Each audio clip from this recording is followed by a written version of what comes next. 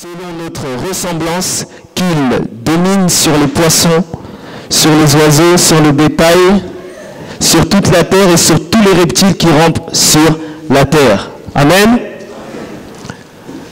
Là, c'est le premier verset de la Bible qui nous évoque pourquoi l'homme a été créé. Amen. Et là, on nous donne la fonction de l'homme. Pourquoi Dieu l'a créé. Première chose, il dit, créons-le à notre image et à notre ressemblance. Ensuite, il dit, et qu'il domine sur les poissons de la mer, sur les oiseaux du ciel, sur le bétail, sur toute la terre et sur tous les reptiles qui rampent sur la terre. Amen. C'est-à-dire que le rôle premier de l'homme, c'était de dominer. C'est de dominer. Amen. C'est pourquoi, dans le début de la Genèse, lorsqu'on lit l'histoire du jardin d'Éden et qu'on voit comment Adam distribue les noms, comment Adam vit avant d'avoir mangé le fruit, il était pleinement dans la possession de la domination. Est-ce que vous comprenez? C'est-à-dire qu'il avait encore cette divinité en lui qui lui permettait de pouvoir être vraiment ce que Dieu avait défini et fait de lui. Amen. Psaume verset 8, verset 5. Psaume 8, verset 5. David dit, qu'est-ce que l'homme pour que tu prennes garde à lui? Tu l'as fait de peu inférieur à Dieu. Tu l'as couronné de gloire et de splendeur. Tu lui as donné la domination sur l'œuvre de tes mains. Et tu as mis sous ses pieds. Et tu as tout mis sous ses pieds. Amen. Pourquoi David parle de ça? Aujourd'hui, le Saint-Esprit veut nous faire comprendre. On est toujours dans cette lancée où Dieu nous montre que nous sommes à son image et à sa ressemblance. Que nous sommes des fils, ses fils, et que nous sommes là pour dominer. Et il faut comprendre qu'est-ce que c'est dominer. Dominer, c'est, pour faire simple, pour si vous voulez une petite définition, c'est quelque chose qui engendre une situation dans laquelle une identité domine ou s'impose, impose son autorité. Amen. C'est-à-dire qu'il y a un type, une typologie de choses, quelque chose, une certaine catégorie qui domine sur les autres. Amen. Et là, Dieu nous explique que cette catégorie, c'est les hommes. Mais c'est les hommes selon lui, comment il les a créés. C'est-à-dire à son image et à sa ressemblance. La Bible nous dit que Dieu est esprit. Et que ceux qui l'adorent, l'adorent en esprit et en vérité. Amen. C'est-à-dire que tant que l'homme reste charnel, il ne peut dominer. Amen. Tant que l'homme reste charnel, il ne peut dominer. Il a beau essayer tout ce qu'il veut, ça pourra passer de temps en temps, mais il ne pourra pas dominer. Parce que la domination, c'est d'abord un trait de caractère spirituel. Quand l'homme est affermi dans l'esprit de Dieu, selon la volonté de Dieu, et qu'il agit en conformité selon la parole de Dieu, il peut dominer. Amen. Et sans ça, il n'y arrive pas. Nous allons lire aussi, je vais vous expliquer rapidement, parce que si on doit rentrer, ça va être un peu long. Il y a l'histoire du peuple d'Israël, du temps de Josué, qui sort du désert. Ils arrivent à Canaan. Lorsqu'ils arrivent à Canaan, dans Josué chapitre 2, verset 1, on nous dit, Josué, fils de Nun, envoya secrètement 2 espions de Chittim en disant, allez voir le pays de Jéricho. Ils partirent, ils entrèrent dans la maison d'une prostituée dont le nom était Rahab et ils s'y cachèrent. Amen. Pourquoi on va dans ce verset? C'est pour comprendre comment on va faire pour dominer. Comment nous on doit agir en tant que chrétiens pour dominer les circonstances. Amen. Donc Josué, qui était le berger du peuple d'Israël, première chose qu'il fait, il envoie des espions. Envoyer des espions aujourd'hui, c'est juste ce qu'on appellerait une prise d'information. Parce que bien souvent, on veut dominer des circonstances, on veut dominer des domaines, on veut dominer la santé, on veut dominer le travail, on veut dominer le mariage, on veut dominer il y a plein de domaines qu'on veut dominer sans pour autant avoir connaissance de ce que c'est. Et lorsqu'on ne sait pas les choses, la Bible dit, mon peuple périt car il lui manque la connaissance. La Bible dit, Dieu dit que la terre soit et la terre fut. On est d'accord? Et cette même capacité, Dieu nous l'a donnée. Maintenant, pourquoi chez l'homme ça ne marche pas? Si on regarde bien cette partie-là, Dieu dit à un moment même précisément, il dit, il créa les étendues d'en haut et les étendues d'en bas. Et après, il dit un peu, la Bible dit un peu plus loin, les étendues d'en haut, il appela ça le ciel, et les étendues d'en bas, il appela sa mère. C'est-à-dire que Dieu savait exactement ce qu'il faisait lorsqu'il confessait. Il avait la vision, il voyait, il comprenait ce qu'il disait. Et bien souvent, la Bible nous dit même que si nos prières ne sont pas exaucées, c'est parce que nous ne savons même pas ce que nous demandons. Tout simplement. C'est-à-dire qu'on est là, on veut dominer des choses sans même comprendre ce que c'est. Et Josué, lui, avant d'essayer de prendre possession de Jéricho, il a essayé de comprendre ce qu'était Jéricho. Il envoie donc des espions. Ces deux espions rentrent. Ils arrivent et ils sont dans la maison de Rahab. On nous précise que c'était une prostituée. Si on nous le précise, c'est pour dire qu'en fait, que tout le monde pouvait dormir chez elle. Donc, c'était plus simple pour eux pour pouvoir avoir une vue. Mais, la spécificité de la maison de Rahab, c'est que sa maison était dans la muraille. Parce que la ville de Jéricho était entourée d'une muraille. Et l'appartement ou la maison de Rahab était dans cette muraille, donc en hauteur. Donc, de cette maison, logiquement, on pouvait voir toute la ville de Jéricho. On pouvait savoir qu'est-ce qui est là, qu'est-ce qui n'est pas là-bas. Là, tu peux poser des questions, ça c'est quoi? On peut te dire, bon, ça c'est la boulangerie, ça c'est, attention, là c'est les gardes, là c'est ceci, là c'est cela. C'est-à-dire que les espions ont même choisi dans quelle maison il faut rentrer pour se cacher. Et de là, ils avaient la vision pour voir les choses. Aujourd'hui, on veut certaines choses, on veut le mariage, on veut les enfants, on veut le travail, on veut plein de choses, mais on ne sait même pas ce que c'est. Il y a des hommes qui veulent se marier, mais ils n'ont même pas le cœur pour aimer les femmes. Il y a des femmes, elles veulent se marier, mais elles ne veulent même pas être soumises. Il y en a qui veulent du travail, mais ils ne sont pas ponctuels. Donc, on se retrouve dans des situations compliquées par nous-mêmes, parce qu'on n'a même pas conscience des choses qu'on demande. Donc, on ne peut même pas les saisir. Ça, c'est la première partie. Et dans ces choses qu'on ne comprend pas, il faut savoir que tout ce que l'on fait, c'est par la foi. Et la Bible nous dit, or la foi est une ferme assurance des choses qu'on ne voit pas, mais une démonstration. Pour entrer dans cette forme de démonstration, comme je le disais tout à l'heure, il faut qu'on puisse pouvoir se projeter. Ça veut dire que lorsque tu te poses et que tu pries, que tu confesses, que tu rentres dans la déclaration, il faut que toi, là où tu es, tu arrives à voir ce que tu dis. Sinon, ces choses ne peuvent pas prendre vie. Amen? Est-ce que vous comprenez? Bien souvent, on prie, oui, Seigneur, fais ceci, fais cela. Mais déjà, on demande mal. Tu veux un travail, tu ne dis pas ce que tu veux. Tu ne sais même pas dans quel secteur d'activité. Tu dis même pas à Dieu le salaire. Voilà, je veux un travail. Et le premier qui arrive, tu le prends et après, tu te plains encore. Pourquoi? Parce qu'on ne va pas au bout des choses. On demande à Dieu de tout faire. Alors que Dieu nous a créés pour dominer sur l'œuvre de la création. Amen. Ce n'est pas à lui de dominer, c'est à nous de dominer. Amen. Et tant que cette volonté, on ne l'a pas, on va passer à côté de beaucoup de choses. Les pasteurs vont prier, les prophètes vont nous dire ce que Dieu a dit sur nos vies. Mais tant que nous, on ne fait pas cette démarche d'aller chercher, d'avoir la vision de, entre guillemets, cette prise d'information, envoyer des espions dans ce que l'on veut, aller chercher la chose, il nous sera difficile de pouvoir la saisir. Parce qu'on ne la connaît pas. C'est comme si on va chercher un travail, on va dans une entreprise, tu dis, moi je vais travailler dans cette entreprise. Et là-bas, tout le monde parle allemand, toi tu ne parles même pas allemand. Même si Dieu t'ouvre la porte, qu'est-ce que tu vas apporter là-bas?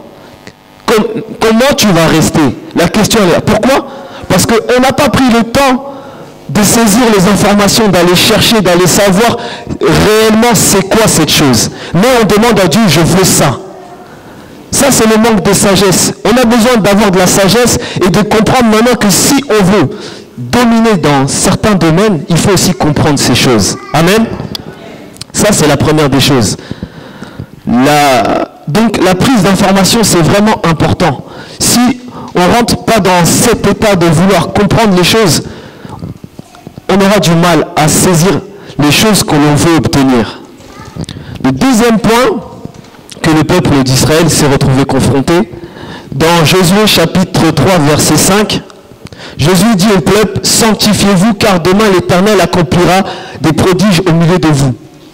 C'est-à-dire que Josué a prophétisé. Il était dans la foi. Mais, il rappelle une chose, sanctifiez-vous. La sanctification est indispensable. Pourquoi? Dieu ne coopère pas avec le diable. Dieu ne coopère pas avec la méchanceté. Dieu ne coopère pas avec les œuvres des hommes. Il coopère qu'avec ses œuvres à lui. Les fruits de l'esprit, l'amour, la paix, la sagesse. Tant qu'on est encore dans ces entre-deux, Dieu ne peut pas agir avec nous. C'est pour ça que Jésus demande à son peuple, sanctifiez-vous. Donc la première étape, oui, c'est d'aller collecter les informations, de savoir. Deuxième chose, c'est de voir la chose, de la comprendre.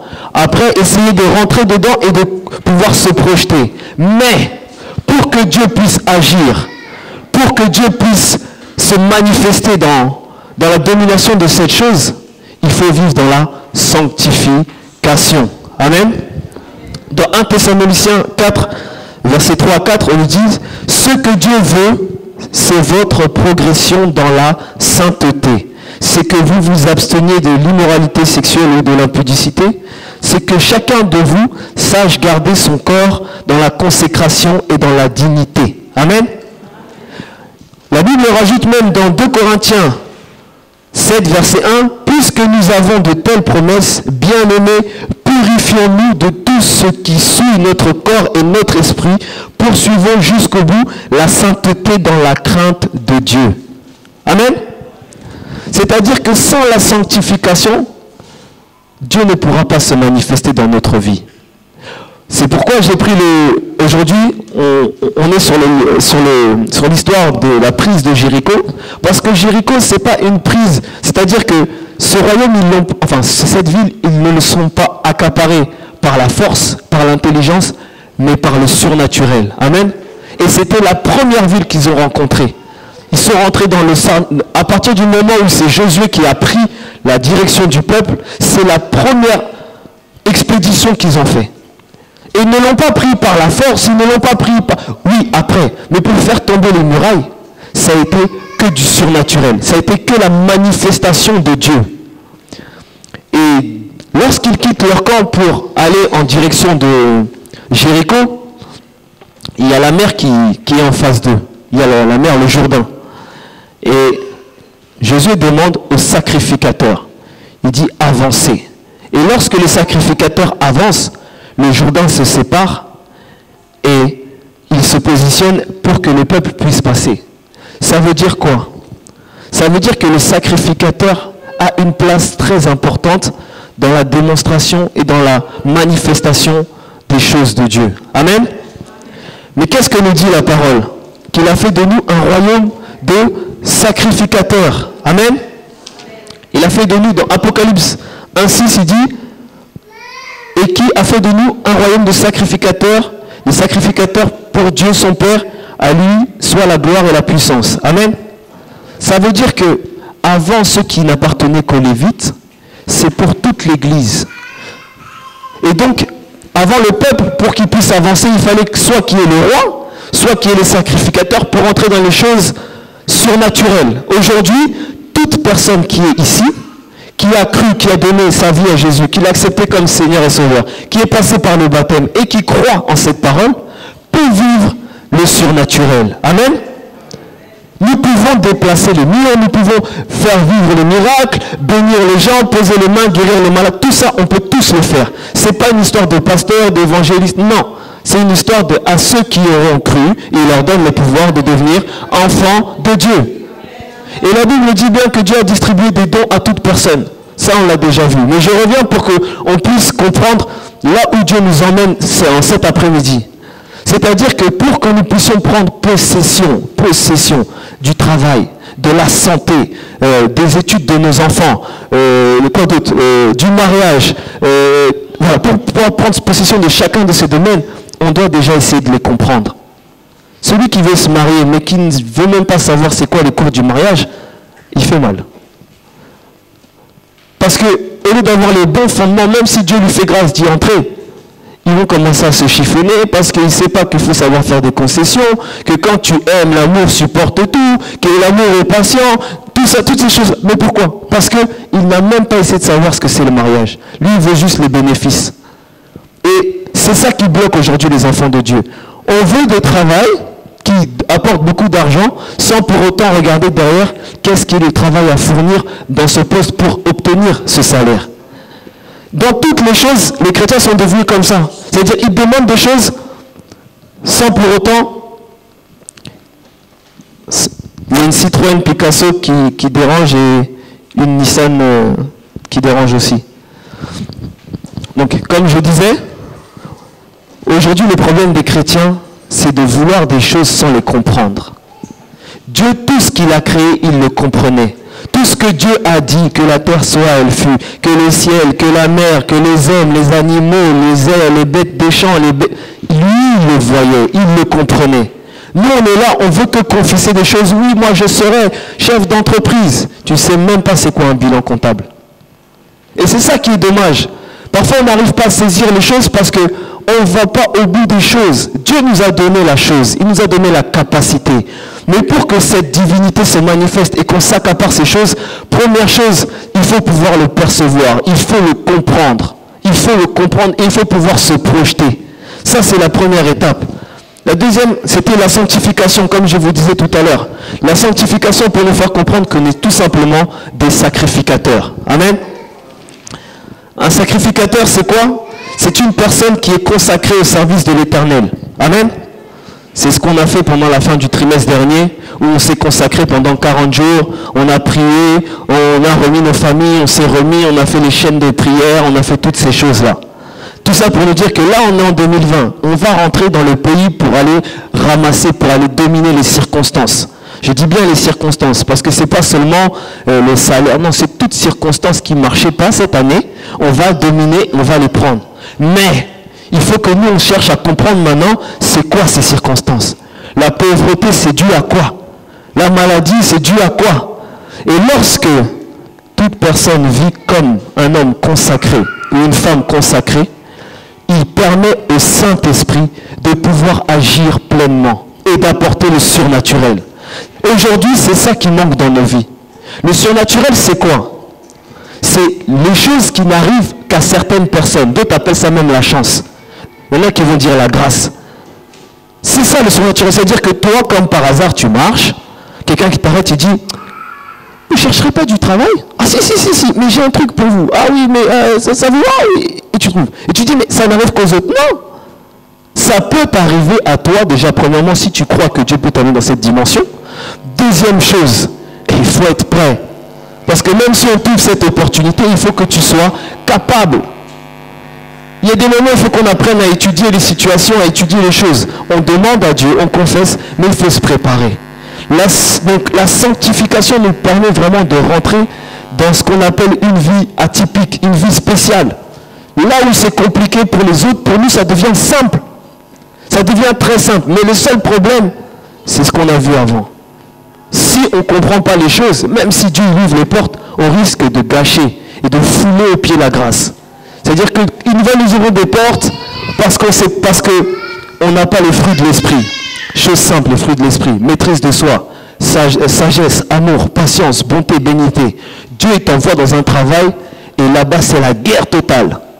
Toi, un enfant de Dieu, tu rentres aussi dans ce travail, dans cette entreprise, et tu te conformes à l'entreprise. Tu commences à adopter la manière de tout le monde. Toi, tu rentres aussi dans un camp, l'autre camp est table, toi tu réponds. Mais c'est pas normal. Parfois, Dieu même, il ne donne pas certaines bénédictions pour éviter qu'on aille faire encore des grands scandales à des endroits où Dieu nous avait juste envoyés pour être des témoignages vivants, pour annoncer la parole de Dieu. Mais parce qu'on n'est pas prêt en tant qu'homme spirituel, Dieu ne nous ouvre pas ses portes. Amen. C'est-à-dire qu'il y a ce travail. Là, Dieu nous a permis vraiment de passer des moments où on a été dans la sanctification, on a été dans la consécration, on a lu la parole, on a cherché Dieu, on a essayé de comprendre ce qui n'allait pas dans nos vies, on a rectifié ce qui nous freinait, ce qui nous bloquait, on a abandonné ce qui nous penchait, on est revenu à notre premier amour, toutes ces choses-là. Oui. Mais c'est pour nous faire comprendre quoi? C'est que Dieu veut agir, Dieu veut faire, Dieu veut impacter. Mais la Bible dit, il cherche des hommes, mais il n'en trouve pas.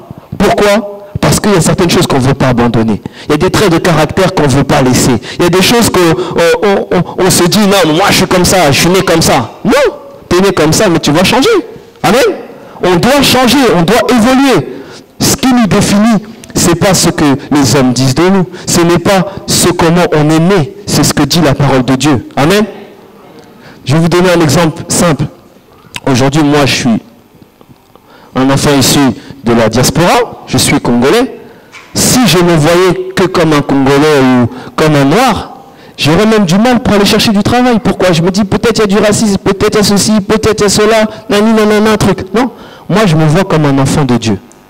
Je ne me vois pas comme un Noir, ni comme un jeune, parce que bon, je fais très très jeune. C'est-à-dire qu'il y a des fois même des travails quand j'y vais, même si j'ai 30 ans, ils pensent que j'ai 20, je sors du lycée. Et donc, pour des travaux, même pour des travaux à responsabilité, ça devient compliqué. Parce que tu vas manager des gens de 40 ans, des gens de 30 ans, de 60, et j'en passe. Et ils se disent, mais lui c'est un petit jeune. Mais moi, je ne suis pas là-bas. C'est-à-dire que ce n'est pas ce que je dégage, ce que tu vois, ce n'est pas ce que tu penses, ce n'est pas ce que même mes parents ont dit, c'est ce que je crois dans la parole de Dieu, qui détermine les conditions de ma vie. Mais ce n'est pas seulement le discours. Parce que même si tu as la foi, il arrive un moment aussi, il y a confrontation avec la réalité. Et quand tu arrives dans cette confrontation avec la réalité, on va te demander, mais vous êtes jeune et tout. Bon, tu vas feinter, bon ouais, mais non, mais c'est juste l'apparence, hein, je suis marié, j'ai des enfants, premier niveau. Mais si toi déjà dans ton cœur tu dis, ah non, je suis trop jeune, peut-être que... Ah, quand elle va dire ça, tu dis quoi? Ah oui, vous avez raison madame, tu es déjà disqualifié.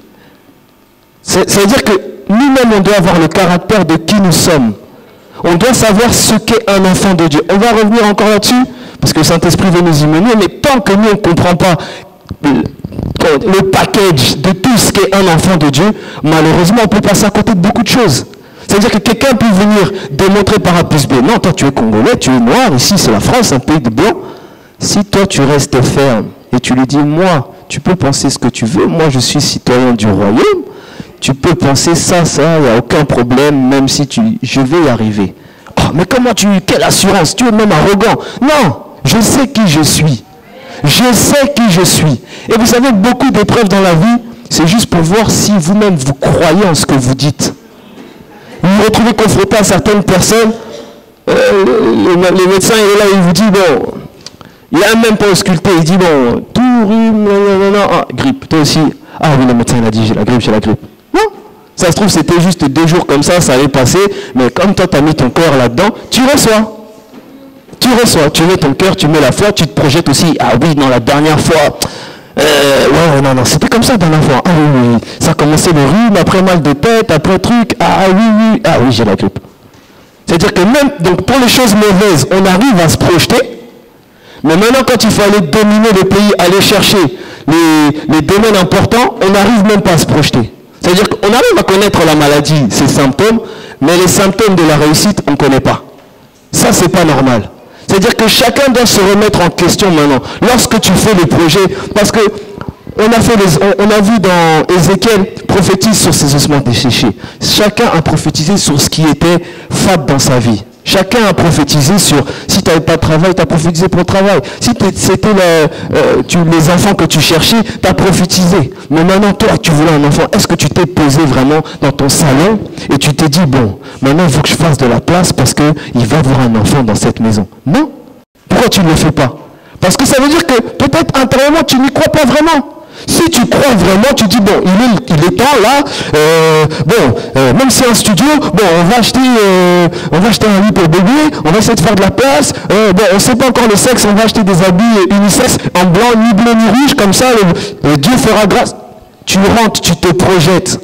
Mais même ça, tu ne le fais pas. Et après tu dis, moi Seigneur, je sais que tu vas me... La Bible dit, ils m'honorent de leur bouche, mais leur cœur n'y est pas. Et c'est ça le problème. Dieu, lorsqu'il dit que la terre soit et la terre fut, son cœur il y était, il savait ce qu'il disait, il comprenait ce qu'il disait. Et aujourd'hui, c'est ça qui nous freine. On est là, on dit oui, Seigneur, bénis-moi, Seigneur, je reçois le travail cette année, c'est mon année, c'est ma saison, domination, alléluia. À la fin, tu ne sais même pas ce que tu as dit. Si on te demande ce que tu as prié, tu ne sais pas. Pourquoi? Et ça, c'est pas bon. On doit avoir la connaissance de ce qu'on dit. On doit comprendre ce qu'on fait. On ne doit pas suivre le mouvement juste pour suivre parce que Pasteur Théo, lui, il sait, et puis nous, on est derrière en attendant que le peu de bénédiction qui va tomber, on ramasse, on sait jamais. Non! Ce que Pasteur Théo reçoit, toi, tu peux recevoir. Et il faut savoir aussi que Dieu donne des grâces plus ou moins différente à tout le monde. Aujourd'hui, lui, dans sa situation, ça se trouve que toi, tu dois être 10 fois plus riche que lui. Tu peux avoir même 15 enfants que les cahiers, mais parce que toi, tu te dis, je vais prendre derrière lui, tu te minimises. Tu te minimises. Et en plus, là, c'est encore, ça c'est le bon côté. Le mauvais côté, c'est quoi? Le jour où le pasteur aussi fait quelque chose qui te déplaît, tu dis, ah! C'est-à-dire que même le peu que tu voulais ramasser là, tu peux même plus parce que dans ton cœur, tu es déjà en froid avec lui. Est-ce que vous comprenez? Et ça, c'est quoi? C'est les manœuvres du diable. Il y a un truc qu'il ne faut pas que nous oublions, c'est que le diable est vivant, il est réel. Ce n'est pas une histoire de lui, le diable. Non, il est réel. Lui, son plan, c'est de détruire. Par tous les moyens. Et c'est pour ça que Dieu nous dit de vivre dans l'amour. Parce que lorsqu'on comprend la dimension de l'amour, peu importe les flèches qu'on va nous envoyer, on sait que dans tous les cas, Dieu va faire. La Bible dit, le malheur atteint souvent le juste, mais l'Éternel en délivre toujours. C'est-à-dire que tu peux entrer dans une entreprise, c'est la bagarre, tout ça, t'as rien fait, on t'élimine. Tu vas pas commencer à te battre pour dire, non, il faut que je sauve moi aussi mon emploi. Non, tu fais les choses selon Dieu. Et même si on t'éjecte, tu dis, c'est pas mon problème. Moi, Dieu, je suis resté droit. Maintenant, ça devient ton problème. Et tu confesses et tu fais les choses pour arriver dans cette dimension. Amen. Donc, on parlait de la consécration et de la sanctification.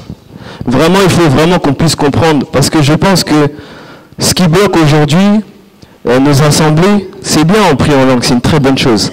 On rend vraiment les choses surnaturelles, mais on ne doit pas oublier de se sanctifier. On ne doit vraiment pas oublier de se sanctifier. Et la chose que Josué a faite, enfin que ses esprits ont fait, c'est lorsqu'ils ont quitté la maison, ils ont laissé un habit de couleur écarlate. Donc si vous vous souvenez ce qui s'était passé du temps de Moïse, lorsque l'ange de la mort était passé, ils avaient mis aussi une couleur écarlate sur les linteaux des portes, afin que l'ange ne puisse pas les toucher. Et on sait que tout ce qui représente cette couleur écarlate, c'est le sang de Jésus. Donc nous devons nous sanctifier autour de nous et sanctifier les gens. Il faut arrêter d'être ces chrétiens, moi je vous dis, ça c'est immature, qu'ils envoient le feu pour envoyer le feu sur des humains. C'est inutile. Parce qu'aujourd'hui, la Bible dit tout ce qu'on sème, on le récolte. Si tu t'amuses à envoyer le feu sur des humains, sache que quand toi tu vas pécher, lui aussi il va lancer, ça va te toucher. Tu as semé, c'est ton jeu. La Bible dit celui qui tue par l'épée mourra par. C'est-à-dire que le feu c'est fait pour chasser les esprits mauvais, les esprits méchants. Mais c'est pas fait pour envoyer dans la maison des tantines et tantines pour ou tonton, je sais qui, mon patron, pour essayer de lui rendre les coups. Non, c'est pas ça. Nous on doit vivre dans l'amour. Amen. C'est-à-dire que les choses que Dieu nous donne spirituellement, c'est fait pour nous rapprocher de lui, c'est pas fait pour faire la bagarre avec les autres. Est-ce que vous comprenez? Nous on doit vivre dans cette plénitude, dans cette paix qui fait que peu importe ce qui se passe, on sait que non, mon problème c'est lui là-haut.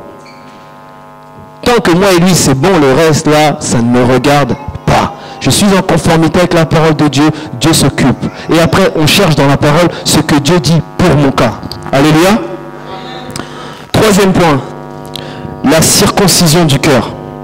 Dans Josué chapitre 5 verset 2, la Bible nous dit, en ce temps-là l'Éternel dit à Josué, fais-toi des couteaux de pierre pour la seconde fois, circoncis de nouveau les Israélites. Amen. Pourquoi? Il faut comprendre que dans ce temps-là, la circoncision du cœur n'existait pas. Et donc, pour pouvoir montrer l'alliance qu'ils avaient faite avec Dieu, ils devaient se circoncire. Le seul problème, c'est que Josué récupère un peuple qui n'a pas eu le temps de se circoncire dans le désert. Pourquoi? Parce que tellement les anciens avaient fait des erreurs, Dieu avait dit qu'ils allaient rester, ils allaient mourir dans le désert. Et bon, comme ils ont vu aussi que ça allait s'accomplir, eux aussi, ils ont abandonné de servir Dieu. C'est-à-dire que même leurs enfants, c'est-à-dire ils ont fait des erreurs, les anciens. Au lieu de se dire, on va essayer de sauver nos enfants, ils vont se laisser leurs enfants, ils vont dire, ah, c'est pas peine perdue, perdu pour perdu. Et ça, c'est pas un comportement à avoir. Du coup, Josué, quand il a su ça, il a fait en sorte de circoncire le peuple. Si on comprend la circoncision aujourd'hui, la circoncision dans Romains 2, versets 28 à 29 nous dit, le juif, ce n'est pas celui qui a un mal apparence, et la circoncision, ce n'est pas celle qui est visible dans le corps, mais le juif, c'est celui qui l'est intérieurement. La circoncision, celle du cœur accomplie par l'esprit et non par la loi écrite. Louange que reçoit ce juif ne vient pas des hommes, mais vient de Dieu. Amen. Ça veut dire quoi? Ça veut dire que celui qui est circoncis, il fait les choses dans sa vie selon Dieu. Pas pour obtenir les louanges des hommes qui disent « Ah oui, non, celui-là, c'est un homme pieux. Ah, celui-là, il sert le Seigneur. » Non, ça, il s'en fout. Lui, ce qui l'intéresse, c'est ce que Dieu dit de lui. Et pour savoir ce que Dieu dit de toi, c'est-à-dire que tu marches en conformité à la parole de Dieu. Amen. Et dans Colossiens 2, il est écrit, verset 10-12, « Vous avez tout pleinement en lui, qui est le chef de toute domination et de toute autorité. C'est en lui aussi que vous avez été circoncis d'une circoncision qui n'est pas faite par la main de l'homme, mais de la circoncision de Christ qui consiste à vous dépouiller du corps de votre nature pécheresse. » Amen. Voilà, c'est dit. C'est-à-dire que Jésus, il a tout fait sur la croix. Il a tout pris. Maintenant, c'est juste à nous de suivre les enseignements et de faire des efforts. De se battre jour après jour en n'oubliant pas que nous sommes des hommes consacrés, de ne pas oublier que nous sommes des sacrificateurs et quel est notre rôle. Amen.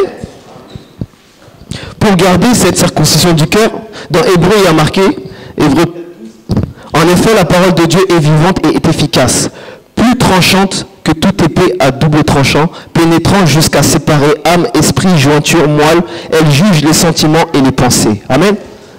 Ça veut dire que si nous, on veut garder la circoncision du cœur, si on veut l'obtenir, le seul moyen de l'avoir, c'est au travers de la parole de Dieu. Dans Josué, il est dit, médite cette parole jour et nuit, c'est alors que tu réussiras dans tout ce que tu entreprends. C'est-à-dire que la lecture, la connaissance, la méditation de la parole de Dieu, elle nous permet de nous juger intérieurement continuellement, afin de savoir si notre conduite est parfaite, agréable à Dieu, et qu'elle permette après que Dieu puisse se manifester dans notre vie. C'est-à-dire, on a beau être des gens qui prient 5, 6 heures, 10 heures, si on n'a pas la connaissance de la parole de Dieu, on aura du mal à avancer.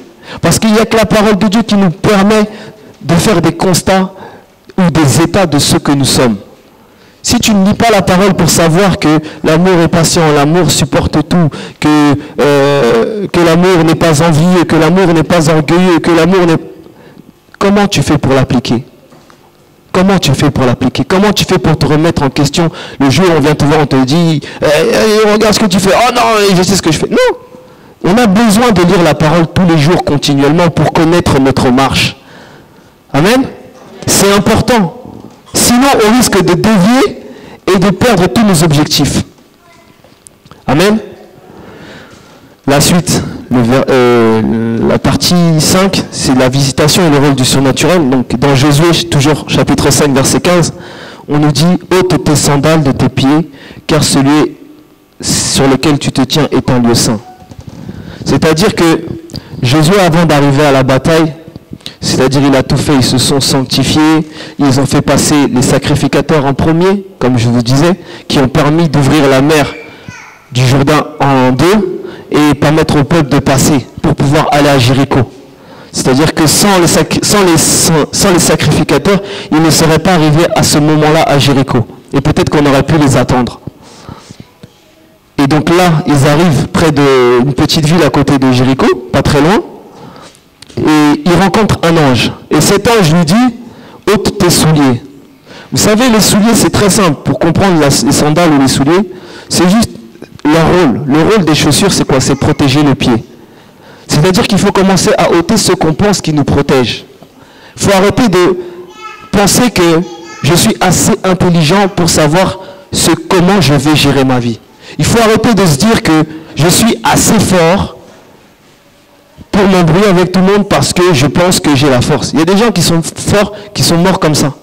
C'est-à-dire que ôter son soulier, c'est-à-dire c'est ôter tout ce que nous pensions, tous les raisonnements qui faisaient de nous, moi, le je, et qui mettaient Dieu en second. Donc, quand l'ange demande à Josué d'ôter son soulier, c'est-à-dire rabaisse-toi et recentre Dieu et laisse-lui faire. Amen. Et c'est pareil dans nos vies. C'est-à-dire que nous, maintenant, on doit arriver dans cette dimension où si vraiment on veut dominer, si tu veux dominer le monde du travail, tu veux dominer le monde des affaires, tu veux dominer le monde social, parce qu'il y a plein de domaines, le domaine social, tu veux être influent, tu veux impacter, tu veux être ceci, tu veux... il y a plein de choses où Dieu peut nous emmener pour dominer. Pour arriver à ces choses-là, il faut ôter ce que nous pensons être ce qui nous entrave dans notre conduite en Christ. Ce qui nous bloque. Tout ce qu'on a mis devant Dieu. En disant, ouais, mais non, mais Dieu il sait, mais de toute façon, moi je suis comme... On met ça de côté. Dieu sait mieux que tout le monde. Amen. Dieu sait mieux que tout le monde. Tu peux être le scientifique le plus intelligent que la terre a apporté, tu ne seras même pas la moitié de ce que Dieu est. La Bible dit, là où l'intelligence de l'homme s'arrête, c'est là où Dieu commence. Et le plus grand secret dans les choses de Dieu, c'est d'accepter le fait de lâcher prise. C'est-à-dire que de te dire, cette situation-là, elle est pour Dieu. Oui, il faut qu'on aille faire des recherches. Oui, on doit essayer de comprendre. Mais il faut accepter le fait que c'est Dieu qui fait. Amen. Il faut arrêter de se dire non parce que je suis intelligent. Oui, c'est une certes intelligent, mais même l'intelligence que tu as, c'est Dieu qui t'a donné. Amen. La santé qui te permettait d'aller faire des études ou de comprendre, de lire, les yeux qui t'ont permis de lire, les oreilles qui te permettent, c'est Dieu qui te donne. C'est une grâce. Amen. Et tant qu'on sera dans cette attitude où on pense qu'on est garant de tout et qu'on gère tout, on va passer à côté de beaucoup de choses. Parce que Dieu ne pourra pas se manifester pleinement. La Bible dit, qui ne partage pas sa gloire, Dieu ne partage pas sa gloire. Vous savez, parfois les gens disent, lui il fait trop le humble, il fait trop le truc. Parfois il faut être humble, en effet. Il faut rendre gloire à Dieu. C'est-à-dire quand il t'arrive certaines choses dans la vie, c'est parce que Dieu le permet. Et la Bible dit, il fait grâce à qui il veut, au bon comme au mauvais. C'est-à-dire même les gens mauvais dans le monde, ceux qui sont dans le monde, qui ne se conduisent pas selon la parole de Dieu, c'est Dieu qui leur permet, c'est Dieu qui leur fait grâce, c'est Dieu qui les laisse obtenir ce qu'ils ont, être ce qu'ils ont et faire ce qu'ils font. Nous, on doit être conscients de ces choses-là et de savoir que si aujourd'hui j'ai ce travail, si j'ai ces enfants, si j'ai toutes ces choses, c'est grâce à Dieu. On doit être dans la reconnaissance. Parce que bien souvent aussi, c'est ça qui bloque notre état d'esprit. Vous savez, quand on a des problèmes, il y en a qui se laissent submerger. Ça veut dire qu'il a un problème, et maintenant le problème, on dirait, il a pris le dessus sur sa vie. C'est-à-dire que c'était une belle fille, elle se maquille plus, on dirait, elle a maigri, tu lui parles, on dirait, elle aigrie, elle se sent pas. Elle a laissé cette circonstance dominer sa vie. Et ça, c'est pas normal. Si normalement on est assis dans la parole de Dieu et que chaque jour on lit la parole, il y a des milliards et des millions de promesses pour tout un chacun en fonction de nos problèmes et de notre situation. Et Dieu a une parole pour tout le monde. Si un jour, si Dieu fait grâce, on se pose, pas pour faire un culte, mais on se dit, on va faire aujourd'hui, on va chercher toutes les promesses de Dieu en fonction de tous les problèmes. On se pose tous ensemble ici. On prend chacun une Bible, on prend un dictionnaire biblique. Et je vous dis, on va trouver des versets pour chacune des solutions. Des problèmes. On va trouver, pour la pauvreté, on va commencer à dire, tu as dit, tu prospéreras à tous égards comme prospère l'état de ton âme. Pour ceux qui n'ont pas d'enfants, il y a des problèmes. Dieu, il a tout fait en sorte, afin que nous ne manquions de rien. Le seul problème, c'est lorsque maintenant on veut le mettre de côté en pensant savoir ce que nous faisons. Ça, c'est mauvais. On doit se recentrer et rester vraiment pleinement dans cette vie de sanctification, en étant des sacrificateurs. Un sacrificateur, c'est celui qui a accepté de sacrifier sa vie et de passer son temps à faire des sacrifices agréables à Dieu.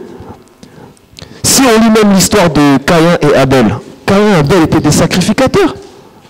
Mais regardez, si on lit bien l'histoire de Caïn et Abel, je ne sais pas si je l'ai prise, mais on nous dit que Dieu, en gros, Caïn fit une offrande dans son domaine, et Abel pareil. Et il y a le frère qui s'énerve par rapport à l'autre en fonction de... Pourquoi? Parce qu'il voit que l'autre c'est agréé, moi c'est pas agréé. Et en plus, Dieu lui prévient, lui dit, en gros, bon, c'est pas agréé, c'est pas grave, mais accroche-toi et demain tu verras que ça va être agréé. Non, il continue à avoir le cœur qui... Comme dirait Zéro, Thomas Likoudou, et il finit par tuer son frère. C'est pas normal. Pourtant, c'était des sacrificateurs. C'est-à-dire que malgré même que Adam ait péché, il y en avait un qui dominait sur le sol. hein, était agriculteur. L'autre, il dominait sur le bétail. Et celui qui a tué son frère parce qu'il avait fait une offrande de son meilleur bétail, et lui, il avait sûrement donné, à mon avis, bon, après ça ce n'est que ma pensée, il a peut-être donné le peu qu'il voulait, et ça n'a pas été agréé, ou il n'a peut-être pas mis tout son cœur. Au lieu de se remettre en question que c'est moi qui ai mal fait, il pense qu'il y a anguille sous roche, on l'a volé, ou que, voilà, et son cœur s'enflamme, et il prend pris de haine, il va, il tue son frère. Ça, c'est pas normal. C'est pour nous dire quoi? Eux, ils dominaient sur leur domaine. Et qu'est-ce qui se passe après ça?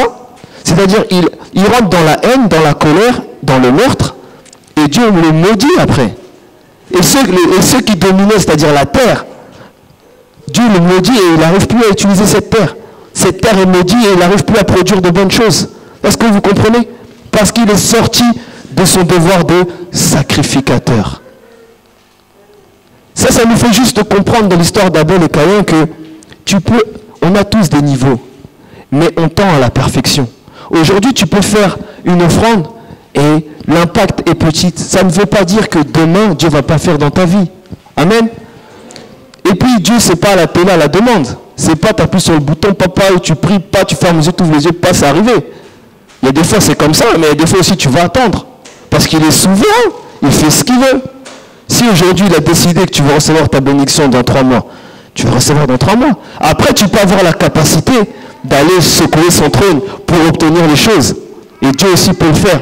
Mais c'est pour vous faire comprendre qu'on doit vraiment avoir le cœur qui essaie de comprendre les choses.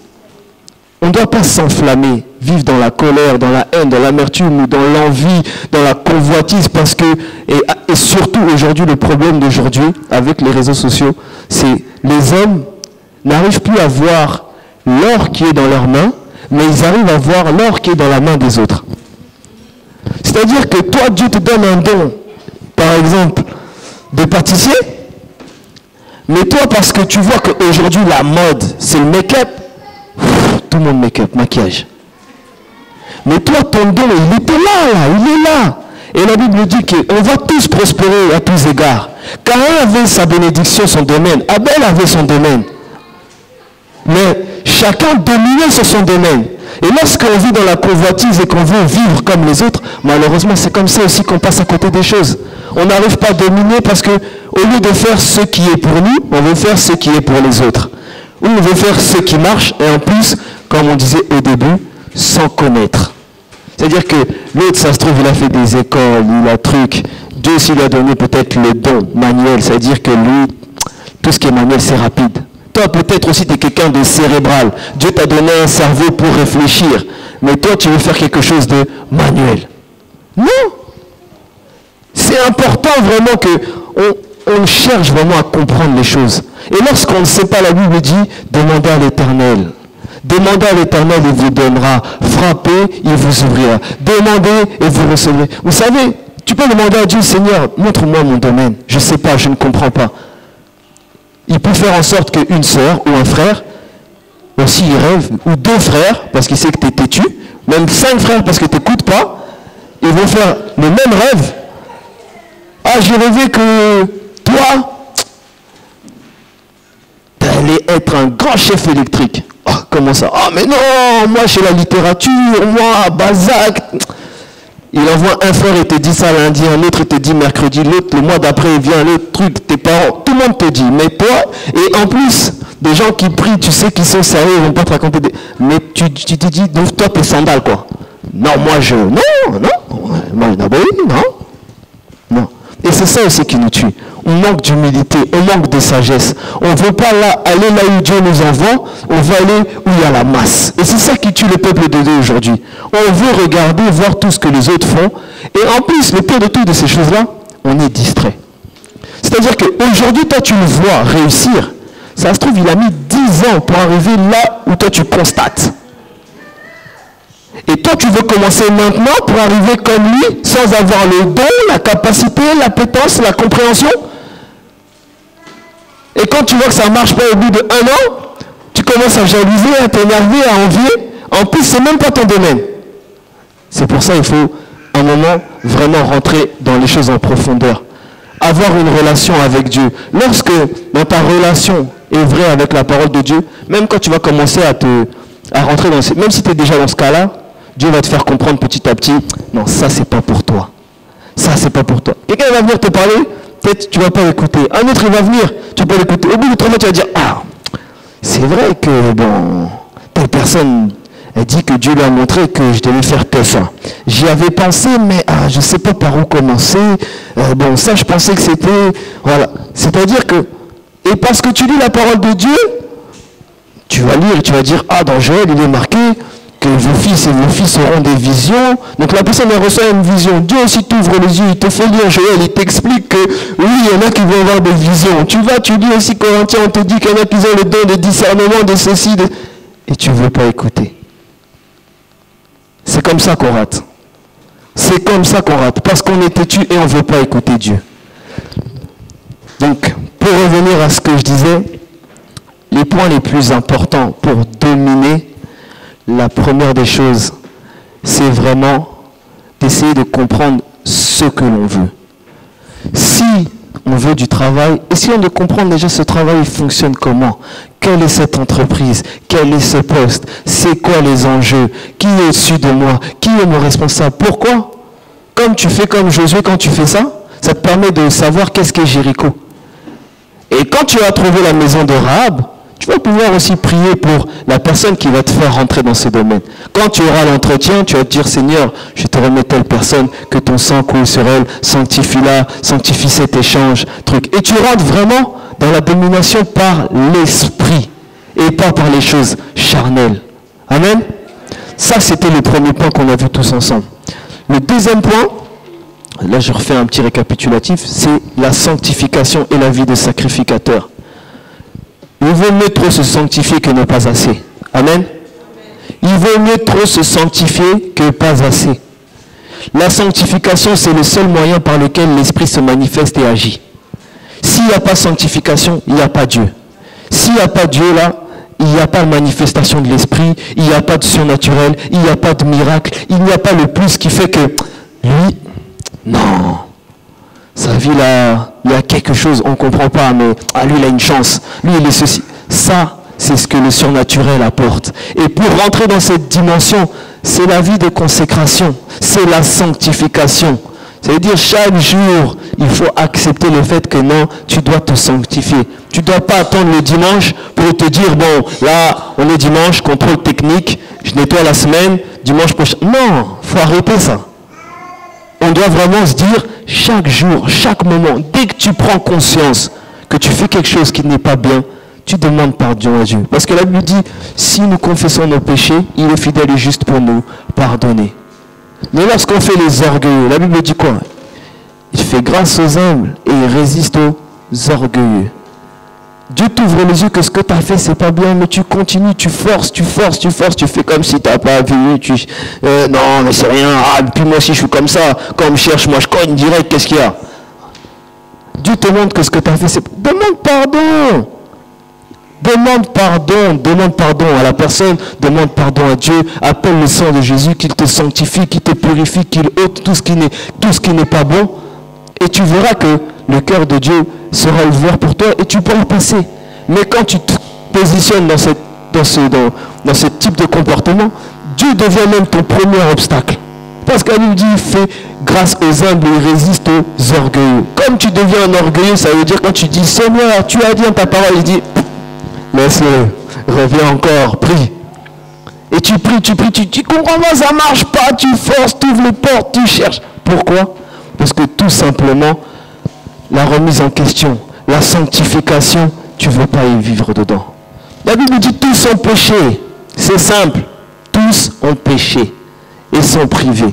Si tu as compris que tous ont péché et sont privés, tu sais que continuellement, tu dois te sanctifier. Chaque jour qui vient, tu dois te sanctifier, car tu es un sacrificateur.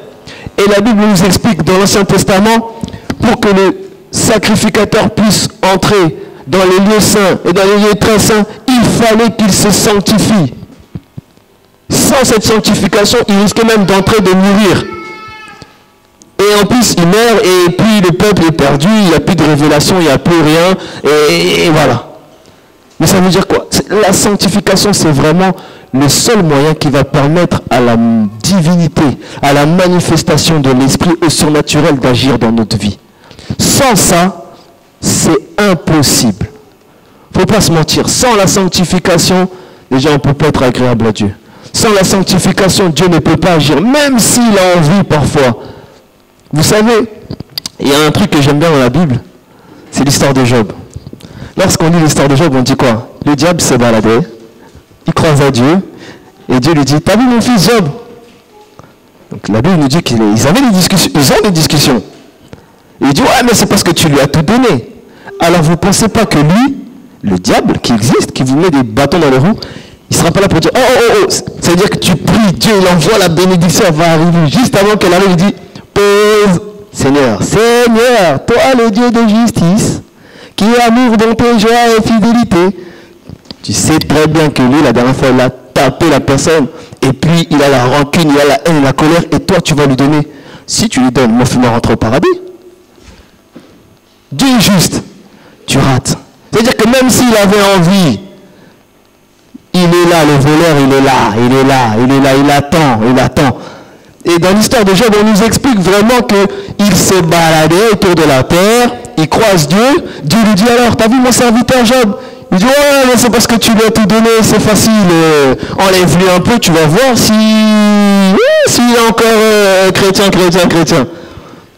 Et Dieu il dit, bon ok, on va tester, il enlève un peu, et après il enlève sa maison, mais il lui dit, mais tu ne toucheras pas à sa vie. C'est-à-dire que parfois Dieu permet certaines situations qui arrivent dans nos vies pour qu'il puisse se glorifier pleinement de notre comportement, de notre vie de prière, de ce que nous sommes, et ce qui prouve qu'on est vraiment ses fils. Si Job il l'a vécu et Dieu l'a mis dans sa parole, c'est pour nous avertir que ça peut aussi nous arriver. Qu'on a beau être bon, juste, droit, bien se comporter, il y a des fois aussi, tu vas passer par là. Tu auras tout fait proprement, parfaitement, mais c'est bizarre. Mais la Bible dit quoi? Celui qui demeure sous l'abri du Très-Haut repose à l'ombre du Tout-Puissant. Ce qui faisait qu'on ne pouvait pas toucher à la vie de Job. Amen. On a tout pris, ses enfants, tout, ses richesses, tout, mais on n'a pas touché à sa vie. Et la Bible dit que le malheur atteint souvent le juste, mais l'Éternel l'en délivre toujours. C'est-à-dire que lorsqu'on a, et c'est là qu'on parle de la connaissance de la parole de Dieu, tu peux avoir des problèmes en pagaille. Quand tu connais toutes ces choses-là, tu commences même à rigoler intérieurement. C'est-à-dire que tel problème il tombe, tel problème il tombe. Après, tu as ceci, tu as cela. Ah, on t'appelle, telle personne elle est morte. Envoie 500, truc. Monsieur, fin de contrat. Voiture cassée, il faut réparer, assurance, truc. Tu rigoles seulement, tu dis, bon, il est le rémunérateur de celui qui le cherche. Seigneur, même là, si ça commence à partir comme dans les films, c'est pas mon problème. C'est pas. On doit savoir en qui on croit. On doit savoir qui on est et on doit comprendre ce qu'est cette parole. Amen. C'est-à-dire, si on n'arrive pas dans ce niveau de compréhension, dans ce niveau de foi, dans ce niveau de confiance, d'espérance, le moindre problème va nous ébranler. Aujourd'hui, on peut voir, il arrive parfois certaines personnes, des histoires, il perd son père, il perd sa mère, il perd son travail, il perd ceci. Mais quand tu as Dieu, tu restes ferme, tu tiens. Et puis la chose la plus importante, lorsqu'on enlève maintenant toutes les histoires des biens terrestres dominés, n'oublions pas, le plus important, c'est que Jésus revient. Jésus revient. Jésus, là on voit tout ce qui se passe. Là le monde a pris une dimension de folie qui est extrême. Dans certains pays, on vous explique, ce sont tes enfants, mais c'est à lui de dire s'il veut être une fille ou un garçon. C'est ton fils. Comme vous dites, au beau collier, tu prends soin de lui, il est sorti de tes entrailles. Et on t'explique, non madame, ici c'est nous qui commandons. Ou monsieur, ici, s'il veut porter une jupe, c'est un garçon, et qu'il veut changer, on va lui changer. C'est-à-dire que le monde est en train de se transformer d'une manière comme apocalyptique, comme la Bible le dit. C'est vrai, on doit dominer sur l'œuvre de la création. C'est vrai, on doit impacter. C'est vrai, on doit apporter l'évangile avec puissance. Mais il ne faut pas perdre le plus important. le plus important, c'est la relation avec Dieu. De toute façon, sans ça, il n'y a plus rien qui marche. Amen. Sans la relation avec Dieu, il n'y a rien qui marche. Après, il peut avoir la grâce, sauf si, parce que le diable, il sait ce qu'il fait. Hein. Le diable, vous savez, il voit que tu es en train de t'égarer. Lui-même, il se retire, il dit, de toute façon, le gars, il s'est perdu. Toi, tu as l'impression que tout marche. On te dit ce que tu fais, c'est pas bien, mais tu vois que ta vie continue de prospérer. Et parce que tu as de prospérer, tu as l'impression que ce que tu fais, c'est bien. Tu n'as même plus besoin de t'attaquer. Amen. Le diable n'a même plus besoin de t'attaquer. Parce que tout simplement, tu es déjà en dehors de la volonté de Dieu. Et ça, on ne doit pas l'oublier. Vraiment, la remise en question, la considération des choses de Dieu, le fait de chercher Dieu en esprit, en vérité, de marcher en conformité par rapport à la parole de Dieu, et de savoir qu'il peut arriver tout de suite, dans 5 minutes, dans 10 minutes, dans 15 minutes, dans 30 minutes, dans un quart d'heure, dans 1h10, 1h30. Rien que ça devrait nous faire comprendre que ce n'est pas un jeu. Amen. Ce n'est pas un jeu. Et ce serait dommage que on a fait 40 jours de jeûne, on a cherché Dieu, on a prié, on a fait des prières en pagaille, 23h, midi, 6h du matin, et qu'il n'y a même pas une personne qui soit sauvée. Ce serait vraiment regrettable. Et qu'on passe par la tribulation. Amen. C'est pourquoi, aujourd'hui, Dieu nous parle vraiment et nous sait nous faire comprendre ce que c'est la domination. Je pense que tout le monde a compris. La domination, c'est quelque chose de inné, c'est quelque chose que tout homme spirituel a. À partir du moment où on devient spirituel, qu'on marche dans la consécration, qu'on vit dans la sanctification, on domine les circonstances. Mais ça ne s'arrête pas là. On doit essayer de comprendre comment les choses fonctionnent. Seconde chose, la circoncision du cœur. Qu'on le veuille ou qu'on ne le veuille pas, il faut lire la parole de Dieu jour et nuit, afin de ne pas s'égarer. Et qu'on puisse vraiment marcher pour que si jamais il revient, même si les choses qu'on voulait tenir dans nos mains, on ne les a pas tenues, mais que quand il nous ramasse, quand il revient, il nous prenne avec lui. Amen. Gloire soit rendue à Dieu.